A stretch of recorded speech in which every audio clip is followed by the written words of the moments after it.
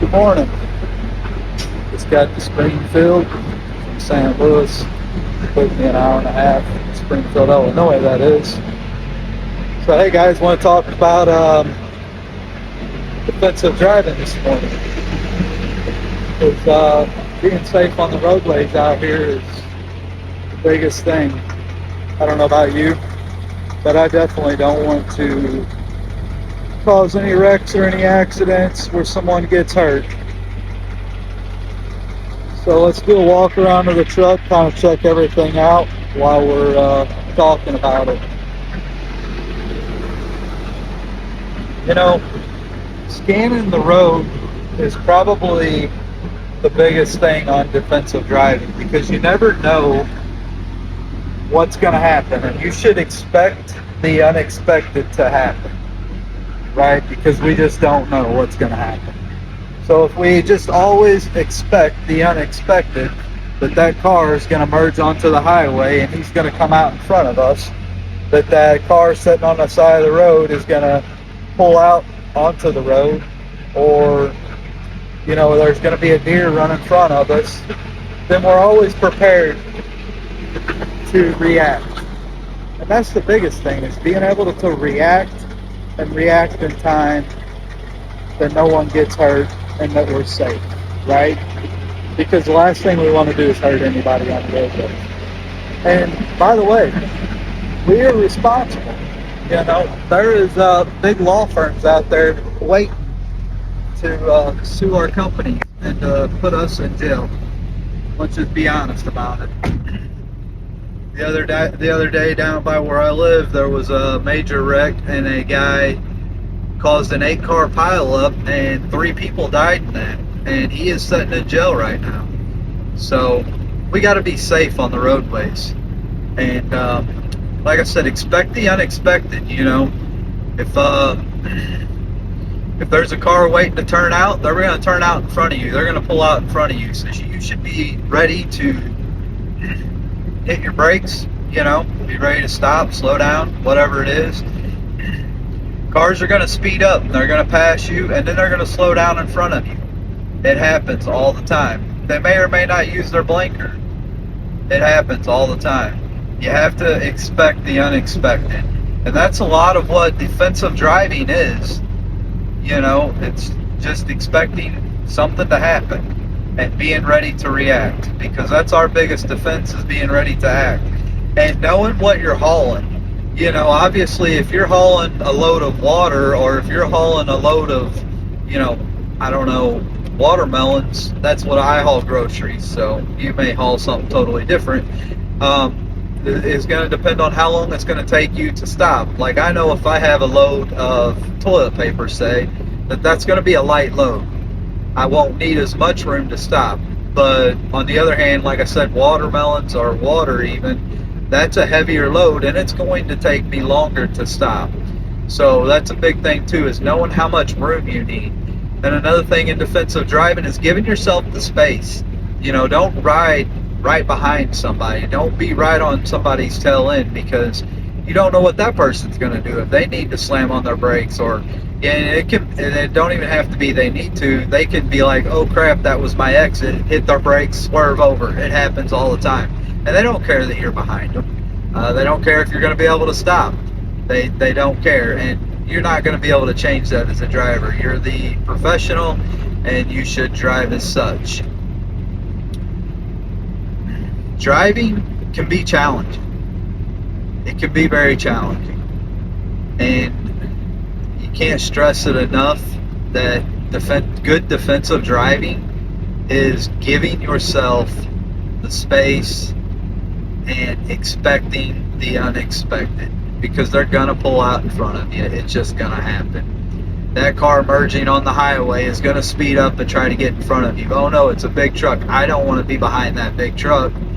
And that's just the way it is. And you're not going to be able to change it. It's just going to happen. So, well, we made it.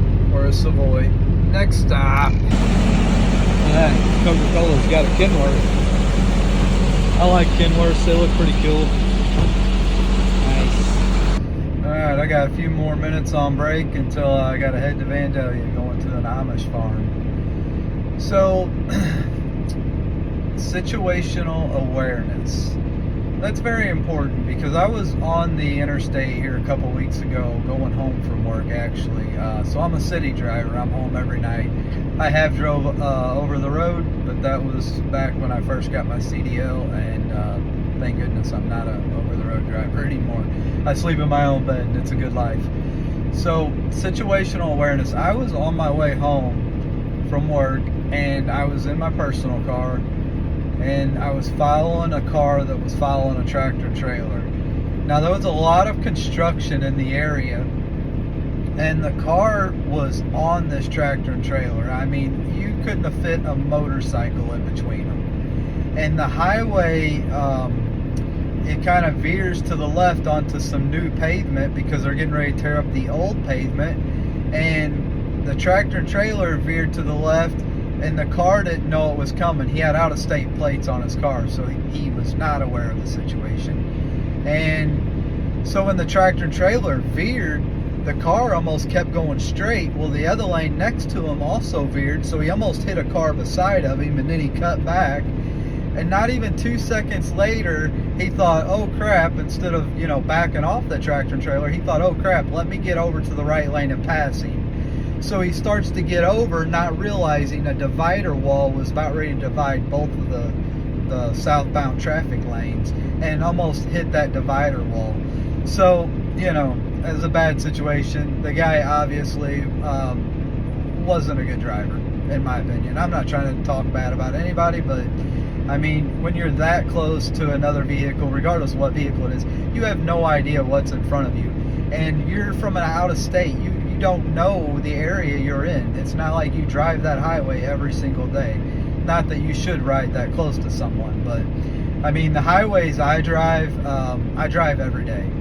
So I know the highways, and I know there's a lot of guys or gals that are going to be, driving over the road or do a drive over the road, and you're going to be in situations that you're not in every day. So it's very, that's why it's very important to keep a safe following distance, because if you're in an unfamiliar area, you don't know what's going to happen, which way the highway is going to go, if they're in construction, what they're doing, and so safety following distance, it's crucial, guys. So that's a big part of defensive driving for sure. Defensive driving is something that you should practice no matter what you're driving. But I feel like it's most important, obviously, in a tractor trailer, and hey, even a motorcycle, because let's face it, as fun as motorcycles are to drive, it's dangerous out there. And it's not that the motorcycle's dangerous or that you're driving is a danger, but it's everybody on the roads. I can't tell you how many times driving down the highway, cars pass me with their phone in their hand. Here and here is where they drive, and it's ridiculous. It's unsafe. And what's even worse, some of them's got kids in the car, and some of those kids aren't even buckled up. It's kind of like MoDOT signs in Missouri say smartphones don't make smart drivers, and that is so true. It's so true. That's what this channel is about. It's about truck driving. It's about improving people's driving, showing them about the truck driver's life and what it's like. So I'm gonna keep at it, guys, and I hope you find value in this content. And that's all I got for now. Well, we made it to Vandalia, out here at the farm picking up some produce. And it actually quit raining and the sun come out. It's beautiful out here. I love coming out here to the farms. Turn this reaper back on.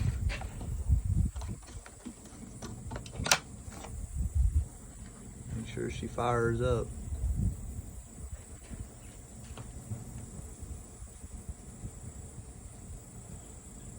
We'll check on it in a minute. There it goes. It's turning on now. All right.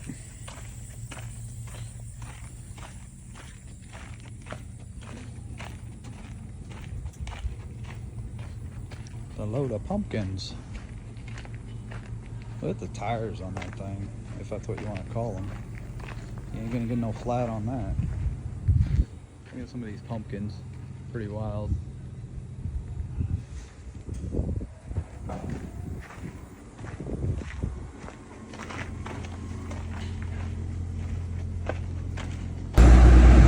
Just like that, we're loaded. Come on, we gotta go fuel the truck.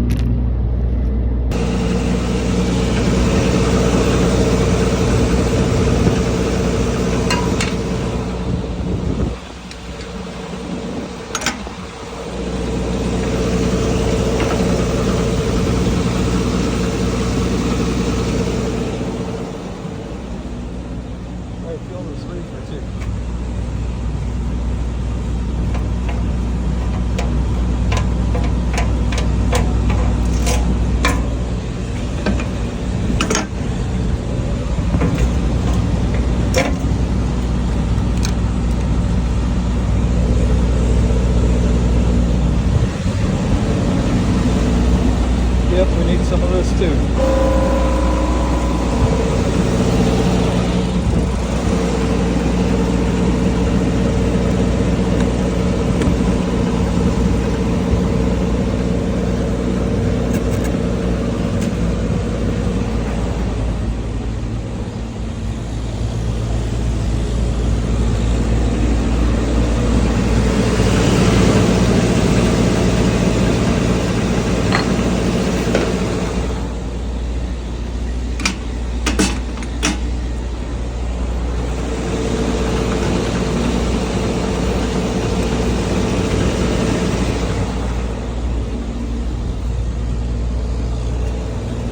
Alright, now we gotta take them out because they're probably all done.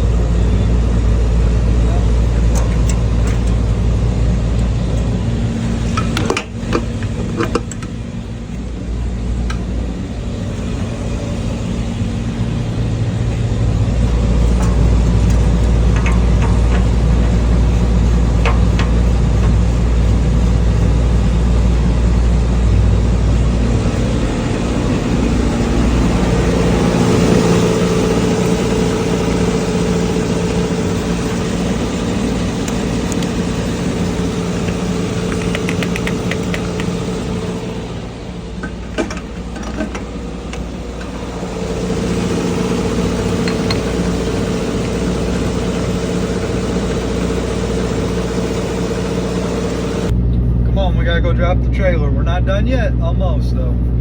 almost time to go home. Let me out of here. Oh my. Oh, 12 hours later and we're home. Oh, well guys, if you made it this far in the video, I appreciate you. As always, be kind, be courteous, be safe, and be righteous. I'll see you on the next one.